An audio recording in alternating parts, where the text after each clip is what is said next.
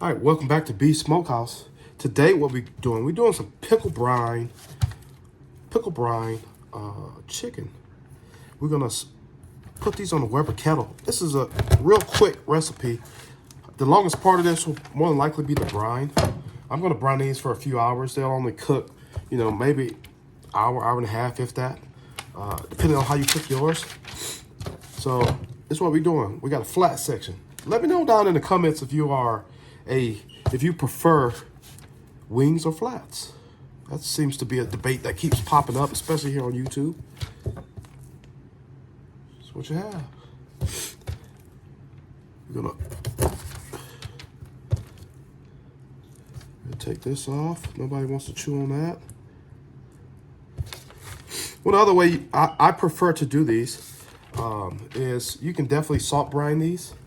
And we don't have many. It's just, this is enough for me and my daughter. But we're going straight through the joint. Goes in the back to be brined.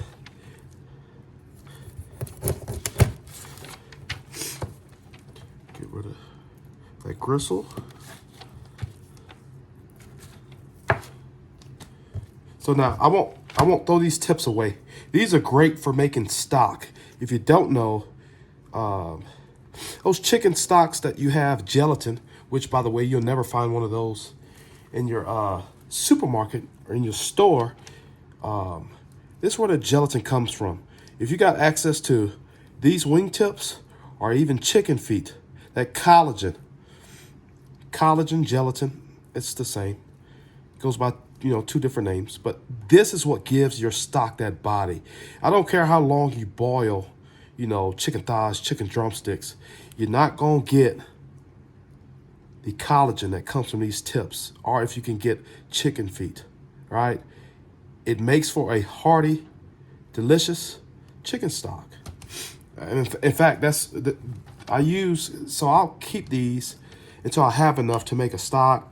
So usually over the holidays, or whenever we do chicken, I keep the chicken pieces, especially the bones. Same thing with beef pieces. You keep those beef bones, I promise you. You don't really need meat pieces to make a stock, but as long as that bones still have that, the marrow that's on the inside, yep, makes a delicious stock. All right, so I'll keep these, even the gristle. Now I'll toss them into my stock. Currently, I also keep any vegetables. Vegetables going bad, I'll chop off the bad part, and then I'll freeze the rest of that vegetable. Because when I get ready to make a stock, I'll just throw the whole thing in the pot with water, cold water. Cold water has a bit less impurities, and we'll knock out a stock. So here's what we're gonna do, and I'll bring you along with me. This is a real easy recipe. Again, pickled brine chicken that we're then going to grill. All right, no smoke. These are, you can smoke them. However, unless you're smoking at a super high temp, you're gonna get really rubbery skin. All right, so now this is what we're gonna do. So we got my bag here. Take that glove off. Take this glove off. Then now I'm going to use these are the pickles and jalapeños I made. There's not much left in here, but I really need that brine and want that brine. I'm going in pickles, jalapeños, and everything into this chicken. Again, it's not going to set long enough for this chicken to be hot or spicy, but we are going to infuse all those flavors from that brine. We're just going in, guys. This doesn't get any easier. Doesn't get any easier. In the sink, and there you have it. So what we're going to do with this, we're going to make sure all parts of the chicken are touching that brine. And it's going into my fridge. First, I'll put it into a bowl. There you have it. Simple. It'll stay that way for about 3 or 4 hours, and I'll get them out on the heat. I'll be back with you when I'm getting the fire started. All right, it's been about 3.5, right at 4 hours. We're gonna go ahead and take this chicken out of this pickle juice brine. Again, this was a homemade pickle juice brine that I made. These jalapeños and pickles in. Now I'm not gonna go through picking everything off, but I'll give them a slight shake. Then we're gonna go and sit them on my wire rack here. I got a wire rack on a baking sheet. This is for both ease of transportation, just pick the whole thing and go with it. I can actually set this on my Weber Kettle. I'm not. I'm gonna take the wings off of here. They'll be set on the actual grates. Some people, when they're trying to keep their cookers clean, they'll cook on these cookie sheets. I don't necessarily like that. These are a bit frail, but yeah, let's get these out of this brine so I can get them seasoned. And they'll sit here for a few minutes while I get my fire started. And then this will be a pretty quick cook.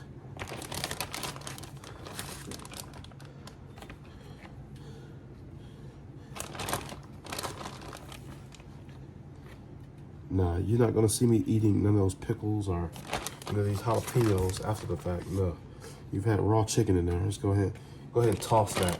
Unless you got some more chicken you wanted to put in there.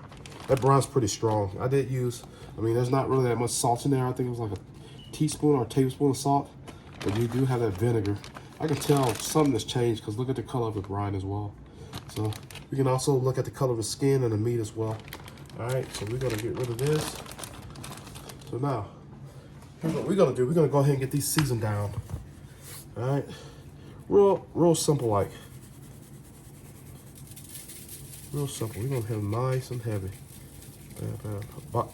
Something about like that. We don't need a binder. I just pull them out of that liquid. But I'm going fairly heavy with this.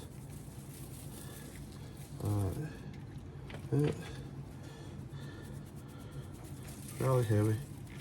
Remember, chicken can be quite bland. That's one of the reasons I did put it in a brine. We're gonna hit it pretty heavy. This is one of the favorite rubs I like typically for pork butts. This is Bad Byron's butt rub, but it goes well on chicken. I like the color.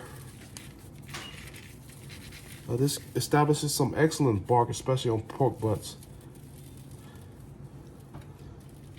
So we're gonna go one by one getting this seasoned. And then I'm gonna go get a fire started. Like I said, this ain't gonna be that long of a cook. So this is something you can do right after work. You can actually brine these for the whole day or overnight. These are smaller pieces of chicken, so you want to be careful, especially if your brine has a ton of salt in it. Again, we're gonna get these brined. All right, we're gonna let them sit here. That moisture should help this rub tack up. When I come back, these rubs should be looking pretty wet. And then other than that, nothing special. I might go throw a chunk of applewood on, but one chunk, I'm looking for a light kiss of smoke, nothing too heavy. And then we're gonna let these roll on my Weber till they're done. And I've got a little spread I'm gonna put together, show you how we're gonna eat these. I made my own buttermilk ranch as well. So that's what we're gonna be dipping these in. Look at the color of that meat. That color has changed. That's how we know that brine is working. Again, nothing too hard, guys. I think that's gonna be about it. All right, I think that's about it. That's about it. All right, I'll be back. Let me clean up, get a fire started. Again, we season with Bad Byron's butt rub. I'm gonna let these set here. I might touch up some of these white spaces, but other than that, this is the flavor profile I'm going with. I'll be back in a few.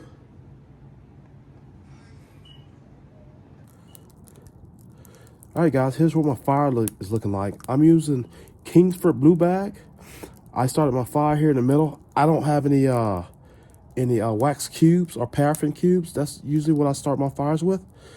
So I've been taking like 95% isopropyl alcohol,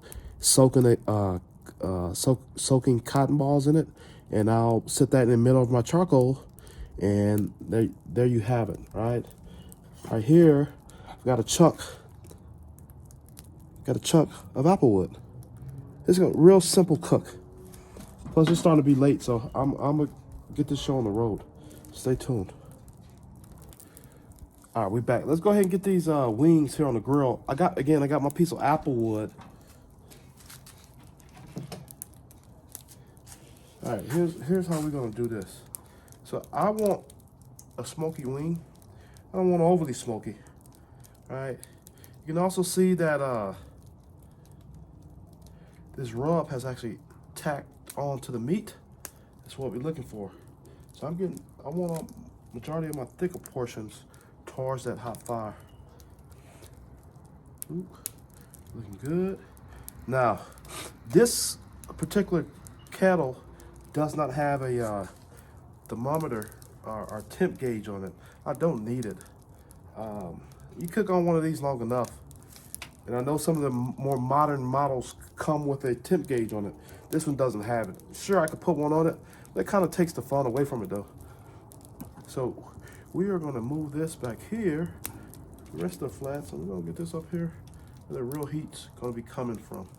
There's also a hot spot that's gonna be back here around the edge of this lid as well. Eventually, when I do a brisket on here, the curvature of that brisket is gonna be butted up against the edge of this grill, but we'll get there, all right? So we got those on. We're gonna let them smoke. Take my chunk of apple wood. I'm gonna put it right here over the flame. Other than that, I'm probably gonna check I'll give these, 30, 45 minutes, come do my first check. I'm thinking he's gonna take an hour, hour and a half, 2 hours max. I'm really trying to run really hot fire. We're gonna let it do what it do. I can already smell that apple wood igniting. So we're gonna go ahead and get the top on. Get that top on and have at it. We'll be back. All right, y'all, we 30 minutes in. Let's see what they looking like. Again, this ain't gonna be that long of a cook. All right, I like the color I'm getting. I might go ahead and flip these. Thought they're gonna be a bit darker, but I like where we're at. So we're gonna flip. See, the other side needs some color too. We'll go ahead and flip them.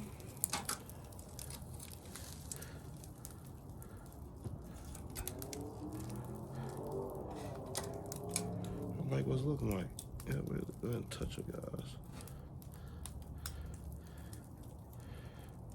Let that other side get some color. All right. We're gonna let it go for another 30 minutes. Then I'll start checking temps. Maybe a little bit before the next 30 minutes. Next 30 minutes, we'll have a full hour. So I'm gonna get this top back on, and then we're gonna let it cook. I'll be back. All right, here's the finished product. So what we have here, I got my pickle brine chicken. And then of course I got celery and carrots. Then I got my homemade ranch. I'll be doing another video on this later. Let's quickly recap what we did. I went to the store. I got a pack of party wings, chicken wings, right? I busted them down the middle. We got flats and we got drumettes. I then took the pickled jalapeños and pickles that I made. I dumped them into the bag over these, and we brined them for about 3.5, 4 hours. At the end of 4.5 hours, I took them out. I did not pat them dry. I also used that brine as a binder. I hit them with one of my favorite rubs. A little bit of this. Bad Byron's butt rub is what we used. All right. Once we got them rubbed down, we got them on the Weber Kettle 22-inch over some Kingsford blue charcoal, using my smoker attachment, and I put a chunk of apple wood over the hot coals. So this cook actually took a little bit less than an hour. These were done probably like at 50 minutes, 45 minutes. They were done a little bit before then. However, with these tiny pieces of chicken, you can take them up to 180 and still have a juicy, tender piece of chicken. Now here are the temps that I looked for once I used my thermometer. So in the white meat, we'll be looking for 165, and dark meat, you're looking for 175. These all temped out. I'm gonna go ahead and eat. I'll try one here on camera, and then other than that, I'm gonna bid you guys a good night. Let's get one of these drumsticks. We're gonna, actually that's a flat. Let's put that back. Let's get one of these drummies. One of my favorites. Gonna dip it into the homemade, right?